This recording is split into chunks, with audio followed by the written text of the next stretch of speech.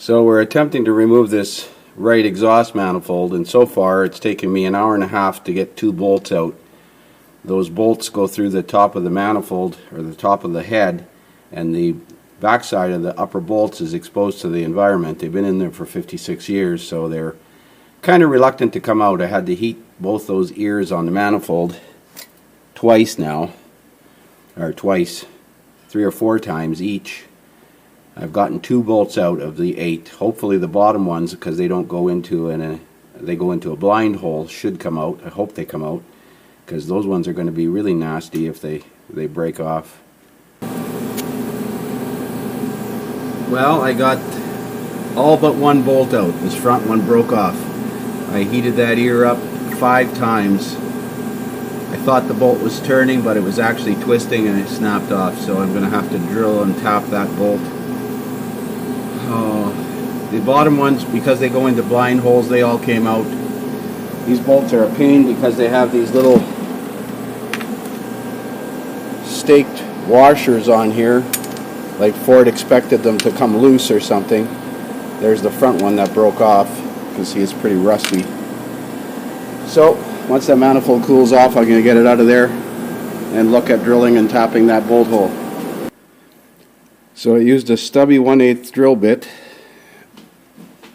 with an angle drill and drilled from the bottom, and it looks like I got it in the center, and you can see it came through in the center at the top of the bolt. So we're going to drill it out to 5/16, and I got to look at see what size drill bit you need for a 3/8 national course tap. But fortunately I managed to get it in the center. Well, it took a while, but managed to drill and re-tap that bolt hole. And I'm going to run a tap through the other bolt holes. This manifold is going to have to be resurfaced. It has a shim steel gasket, and this is where it was leaking right here. And as you can see, I got a 32 thou feeler gauge going underneath here. So I'm going to take the manifolds and get them planed, resurfaced, and hopefully the head is fairly straight. We'll see what that looks like. So we're going to heat up the manifolds and remove these studs. They're pretty compromised, and clean up this gasket surface where the cone sits. That was leaking a little bit too, and I got to get this manifold resurfaced.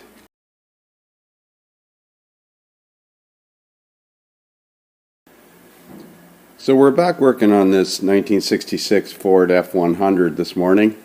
We're going to reinstall this right exhaust manifold. I've had it resurfaced, but the cylinder head surfaces are pretty compromised. I've cleaned them up with a sanding disc. The original gasket is a shim steel gasket with a built-in heat shield, so I'm going to double it up with a header gasket that I purchased from a local speed shop, and that'll hopefully accommodate some of the imperfections that are in the cylinder head casting, as I'm not going to take the cylinder heads off. So replaced the exhaust studs, got the correct brass nuts for the exhaust manifold, and going to put these bolts in. These are slightly longer because the gasket's a little bit thicker, and I'm sure they'll be okay. So we'll get that installed and see how it works out. So there's the exhaust manifold back on with the shim steel gasket and the header gasket. All new bolts. I had to put flat washers on the bolts because they were just a little bit too long. Doesn't matter, they stick up through the head boss here. New studs, 5/8 brass nuts on the downpipe. Yeah, hopefully it doesn't leak. So other than a noisy lifter, which comes and goes, maybe I'll throw a half a quart of transmission fluid in the engine. Might help clean up that lifter. No exhaust leaks. That's a good thing. Once that lifter quiets down, this thing runs sweet. going to check the base timing and adjust the carburetor. Whoever did this didn't put a vacuum advance line on here, so we're going to install a vacuum advance connection to the carburetor there and check the timing and go for a road test.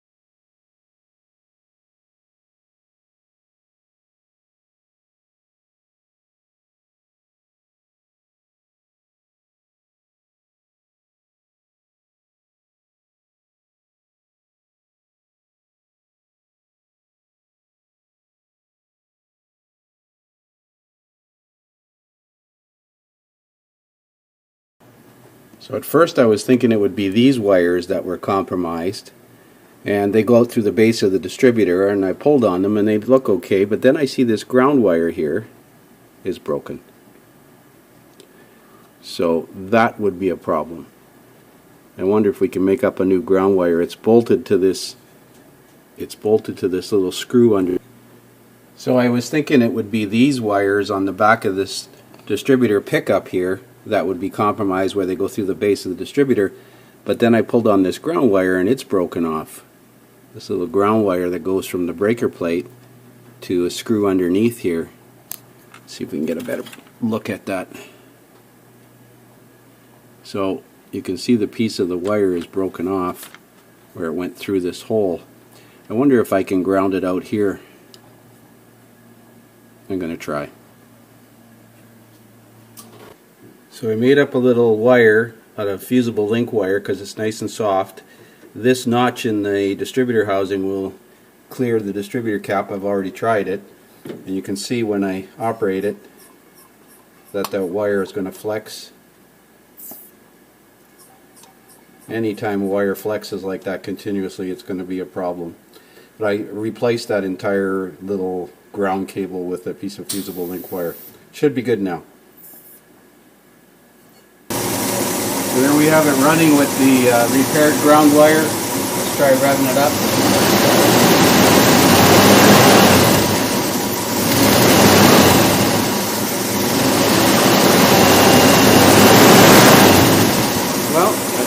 be okay now. Let's go for a road test.